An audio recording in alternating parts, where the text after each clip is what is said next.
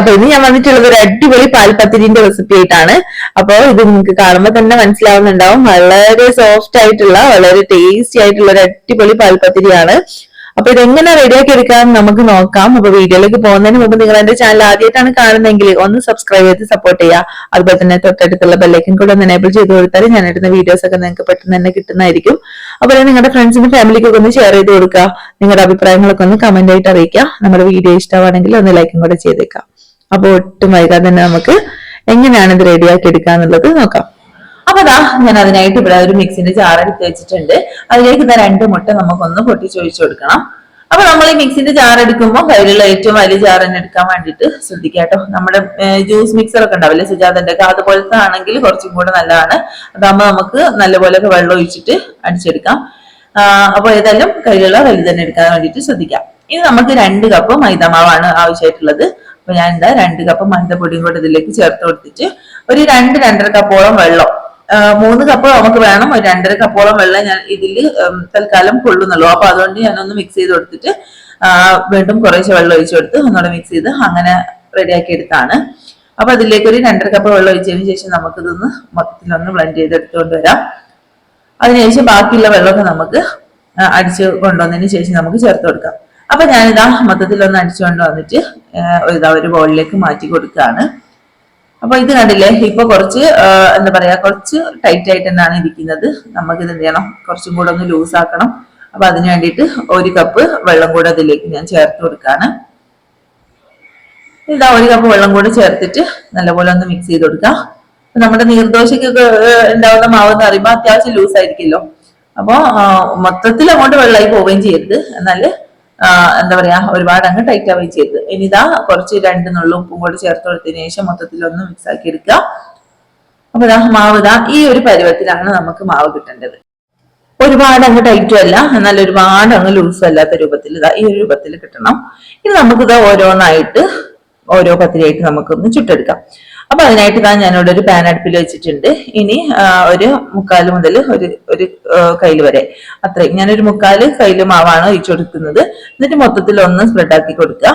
ഇത് പെട്ടെന്ന് തന്നെ വെന്ത് കിട്ടും കേട്ടോ, 1 മിനിറ്റ് ഒന്നും ആവശ്യമില്ല. അതൊരു കുറച്ച് സമയം കൊണ്ട് തന്നെ അതിങ്ങനെ പാനിൽ നിന്ന് ഇങ്ങനെ വിട്ടുപോരും. അപ്പൊ അതുപോലെ തന്നെ നമുക്ക് ബാക്കിയുള്ളത് മൊത്തത്തിൽ ഒന്ന് ചുട്ടെടുക്കണം. അപ്പൊ അത് കണ്ടില്ലേ, നല്ല തിന്നായിട്ടാണ് ഇരിക്കുന്നത്, ഒരുപാട് കട്ടിയൊന്നുമില്ല. ഇതുപോലെ ഇങ്ങനെ തിന്നായിട്ട് വേണം നമുക്ക് കിട്ടാൻ വേണ്ടിയിട്ട്. അപ്പൊ ഇതുപോലെ തന്നെ നമുക്ക് ബാക്കിയുള്ളതും കൂടെ മൊത്തത്തിലൊന്ന് ചുട്ടെടുക്കാം.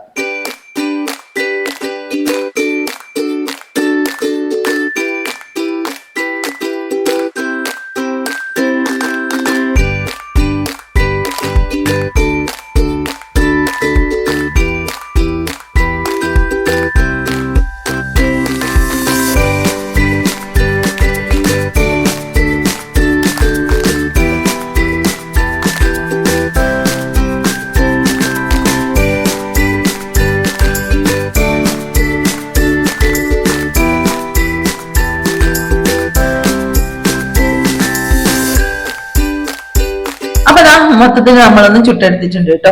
ഒരു 16 പത്തിരിയായിട്ട് നമുക്ക് കിട്ടിയിട്ടുണ്ട്. അപ്പൊ വളരെ നൈസായിട്ട് തന്നെയാണ് കിട്ടിയിട്ടുള്ളത്. അപ്പൊ ഈ ഒരു രൂപത്തിലാണ് നമുക്ക് കിട്ടേണ്ടത്. ഇനി നമുക്ക് നമ്മൾ ആ ഒരു പത്തിരി ചുട്ടിട്ടുള്ള ആ സെയിം പാനിലേക്ക് തന്നെ നമുക്കൊരു 2-2.5 ടേബിൾ സ്പൂണോളം നെയ്യൊന്ന് ഒഴിച്ചു കൊടുക്കാം. പശു നെയ്യ് കേട്ടോ, അതൊന്ന് ഒഴിച്ചു കൊടുക്കാം. ഇനി അതിലേക്ക് നമുക്ക് കുറച്ച് അണ്ടിപ്പരിപ്പ് അതുപോലെ തന്നെ കിസ്മിസും കൂടെ ഒന്ന് വറുത്ത് കോരി എടുക്കാം. അപ്പൊ ജസ്റ്റ് ഒന്ന് സോട്ട് ചെയ്തിട്ട് എടുക്കാം. ഇനി അതൊന്ന് കോരി മാറ്റിയതിന് ശേഷം നമുക്ക് ആ ഒരു നെയ്യ് നമുക്ക് ആവശ്യമുണ്ട് കേട്ടോ. അത് അവിടെ ഇരുന്നൊന്ന് ചൂടാനായിട്ട്. ആ സമയമാകുമ്പോഴത്തേക്ക് നമുക്ക് ബാക്കിയുള്ള ഒരു മിക്സും കൂടെ നമുക്ക് റെഡിയാക്കി എടുക്കാൻ വേണ്ടി.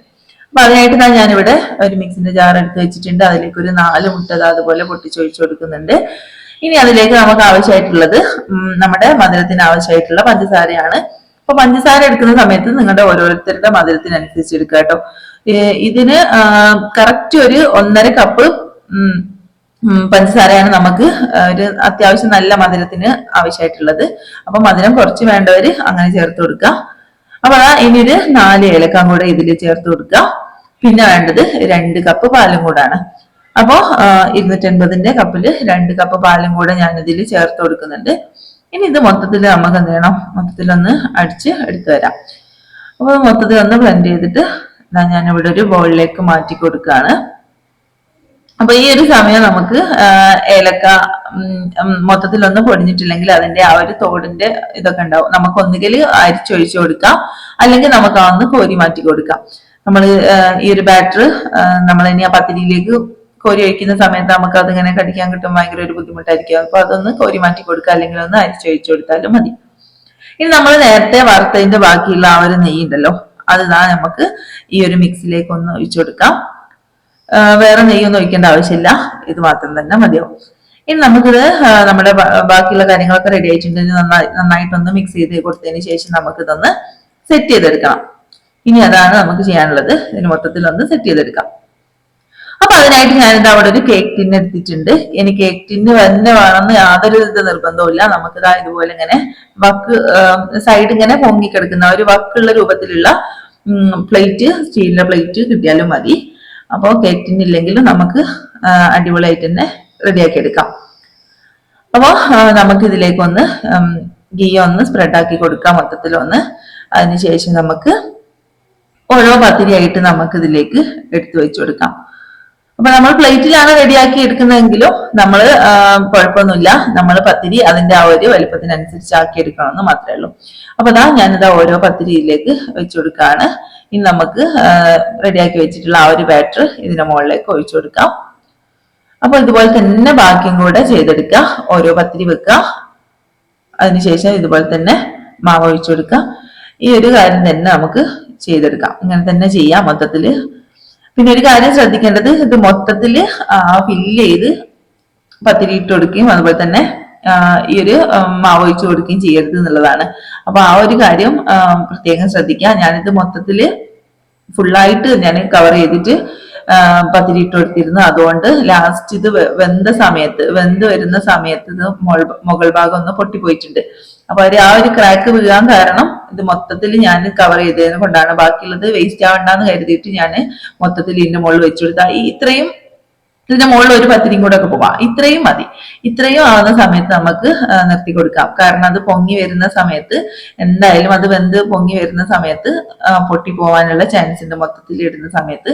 അപ്പൊ ഞാൻ അത് ഫുള്ളായിട്ട് ഇട്ടതാണ് അതിന്റെ മുകൾ ഭാഗത്തൊന്ന് ക്രാക്ക് വരാനുള്ള കാരണം. അപ്പൊ നിങ്ങൾ അതൊന്ന് ശ്രദ്ധിച്ചിട്ട് ചെയ്യാട്ടോ. അപ്പൊ ഇനി നമ്മൾ മൊത്തത്തിൽ ഒന്ന് ചെയ്തു കൊടുത്തിട്ടുണ്ട്. ഇനി എല്ലാ സൈഡും ഒന്ന് ഒതുക്കി കൊടുക്കുക. അതിനുശേഷം നമ്മൾ നേരത്തെ വറുത്ത് വെച്ചിട്ടുള്ള അണ്ടിപ്പരിപ്പും കിസ്മിസും നമുക്ക് ഇതിന്റെ മുകളിലേക്ക് ഏത് രീതിയിൽ വേണമെങ്കിലും ഒന്ന് സെറ്റ് ചെയ്ത് കൊടുക്കാം. അപ്പൊ ഇത്രയേ ഉള്ളൂ പണി. എന്നിട്ട് ഇത് സെറ്റ് ചെയ്ത് കൊടുത്തതിന് ശേഷം നമുക്ക് അതിലുള്ള ബാക്കിയും കൂടെ മുട്ടന്റെ മിക്സ് ഉണ്ടല്ലോ, അതും കൂടെ നമുക്ക് ഇതിലേക്കൊന്ന് ആവശ്യമുണ്ടെങ്കിൽ ഒന്ന് മുകളിലേക്ക് ഒന്ന് ഒഴിച്ചു കൊടുക്കാം. എന്നിട്ട് നമുക്ക് ഓവനിലാണെങ്കിൽ അങ്ങനെ, അല്ലെങ്കിൽ നമ്മളൊരു പഴയ പാന് വെച്ചിട്ട് അത് ഓവൻ സെറ്റപ്പ് ആക്കിയിട്ടാണ് ഞാനിപ്പോ ഇവിടെ ചെയ്ത് കാണിക്കുന്നത്, ഓവനിൽ വെച്ചിട്ടല്ല. അപ്പൊ ഇത് ഇത്രയും തന്നെ മതി. ഇനി നമുക്ക് കുറച്ച് മാവുള്ളത് അതിന്റെ മുകളിലേക്ക് ഞാനൊന്ന് സ്പ്രെഡ് ആക്കി കൊടുക്കുന്നുണ്ട്. ഇനി നമുക്ക് ഇതൊന്ന് വേവിച്ചെടുക്കാം. അപ്പൊ ഞാൻ ഓവനിലല്ല, ഇതുപോലെ ഒരു പഴയ ഒരു പാനില് ഓവൻ സെറ്റപ്പ് ആക്കിയിട്ട് ഒരു 10 മിനിറ്റ് ഒന്ന് പ്രീ ഹീറ്റ് ചെയ്തെടുത്താണ്. ഇനി ഇതിലേക്ക് ഒരു സ്റ്റാൻഡ് ഇറക്കി വെച്ചതിന് ശേഷം ഞാൻ ഇതിന്റെ മുകളിൽ വെച്ച് നോക്കിട്ടോ. പക്ഷെ ആ സ്റ്റാൻഡിന് എന്തോ ഒരു തകരാറ് കാരണം ഇത് വെച്ച ശേഷം ഇതൊന്ന് ഒരു സൈഡിലേക്ക് ഇങ്ങനെ മറിഞ്ഞു പോകും പോലെ തോന്നി. പിന്നെ ഞാൻ അതിന്റെ മുകളിൽ തന്നെ എടുത്ത് ഞാൻ കണ്ടില്ലേ ഒരു സൈഡിലേക്ക് ഇങ്ങനെ ആയി. അപ്പൊ അത് വേവുന്ന സമയത്ത് എന്തായാലും പുറത്തേക്ക് വരും തോന്നിയോണ്ട് ഞാൻ വേറൊരു പഴയ റിങ് വെച്ചിട്ട് അതിന്റെ മുകളിലേക്ക് ഇറക്കി വെക്കാണ് ചെയ്തത്. അപ്പൊ ഇത് ഇറക്കി വെക്കുന്ന സമയം നമ്മൾ നല്ലപോലെ ശ്രദ്ധിക്കുക, കൈയൊന്നും പൊള്ളാതെ ശ്രദ്ധിക്കുക. അപ്പൊ ഇത്രേ ഉള്ളൂ. ഇനി നമുക്ക് ഇത് എന്ത് ചെയ്യണം, ഒന്ന് മൂടി വെച്ചിട്ട് ഒരു ലോ ടു മീഡിയം ഫ്ലെയിമിൽ നമുക്കിതൊന്ന് വേവിച്ചെടുക്കണം. അതിനു മുമ്പ് നമ്മൾ ഇത് ഏകദേശം 1 മണിക്കൂർ എടുക്കുന്നുണ്ട് കേട്ടോ, അതൊന്ന് വെന്ത് കിട്ടാൻ വേണ്ടിയിട്ട്. അപ്പൊ അതിനു മുമ്പ് നമ്മൾ ഇതിങ്ങനെ ഇടയ്ക്കൊന്ന് തുറന്ന് നോക്കി ഇങ്ങനെ കളിക്കരുത്. നമ്മൾ അങ്ങനെ തന്നെ മൂടി വെച്ചിട്ട് ഒരു ലോ ടു മീഡിയം ഫ്ലെയിമിൽ ഇട്ടിട്ട് ഒരു 3/4 മുതൽ 1 മണിക്കൂർ വരെ എന്തായാലും വേണം ഇത് വെന്ത് കിട്ടാൻ വേണ്ടിയിട്ട്. അപ്പൊ 1 മണിക്കൂർ ഇങ്ങനെ വെച്ചേക്കാം. അതാ 1 മണിക്കൂറിന് ശേഷം ഞാൻ ഇവിടെ ഒന്ന് തുറന്ന് എടുത്തതാണ്.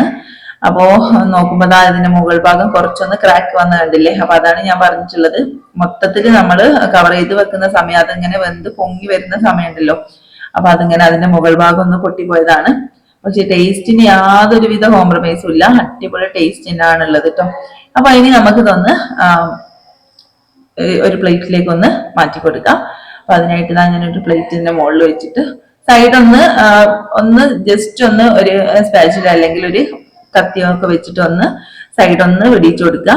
പിന്നെ അത് എന്താ പറയാ നെയ്യ് ഗ്രീസ് ചെയ്ത് കൊടുത്തോണ്ട് പെട്ടെന്ന് തന്നെ നമുക്ക് കിട്ടുകയും ചെയ്യും. അപ്പൊ ഇതാ ഞാൻ എന്താ പ്ലേറ്റിലേക്ക് മാറ്റിയിട്ടുണ്ട്. നമ്മുടെ സൂപ്പർ ടേസ്റ്റി ആയിട്ടുള്ള നമ്മുടെ പാൽപ്പത്തിരി ഇവിടെ റെഡി ആയിട്ടുണ്ട്. അടിപൊളി ടേസ്റ്റ് ആണ്, നിങ്ങൾക്ക് കാണുമ്പോ തന്നെ മനസ്സിലാവുന്നുണ്ടാവും. എന്താ പറയാ ഭയങ്കര സോഫ്റ്റ് ആണ് കേട്ടോ. അപ്പൊ വായിലിട്ട് അലിഞ്ഞു പോകുന്നൊക്കെ പറയില്ലേ, അതുപോലെ ഭയങ്കര സോഫ്റ്റ് ആണ്.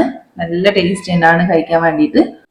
അപ്പൊ അത് ഫില്ല് ചെയ്ത് കൊടുക്കുമ്പോൾ മാത്രം നിങ്ങളൊന്ന് ശ്രദ്ധിച്ചാൽ മതി. അപ്പൊ ഇത് പൊട്ടിപ്പോയത് കണ്ടപ്പോ സത്യം പറഞ്ഞാൽ ലാസ്റ്റ് എനിക്ക് ഭയങ്കരമായിട്ട് സങ്കടം വന്നു. കാരണം അത്രയും പ്രതീക്ഷിച്ച് ഞാൻ ഉണ്ടാക്കിയാണല്ലോ. അപ്പൊ അത് ആദ്യം ഞാൻ വിചാരിച്ച അത്രയും ഫില്ല് ആക്കണ്ടെന്ന്, പിന്നെ വേസ്റ്റ് ആവണ്ടെന്ന് കരുതിയിട്ട് ഞാൻ ചെയ്തെടുത്തായിരുന്നു. ഏതായാലും അടിപൊളിയായിട്ട് തന്നെ കിട്ടിയിട്ടുണ്ട്. അപ്പൊ നമുക്ക് ഇതൊന്ന് കട്ട് ചെയ്ത് നോക്കാം.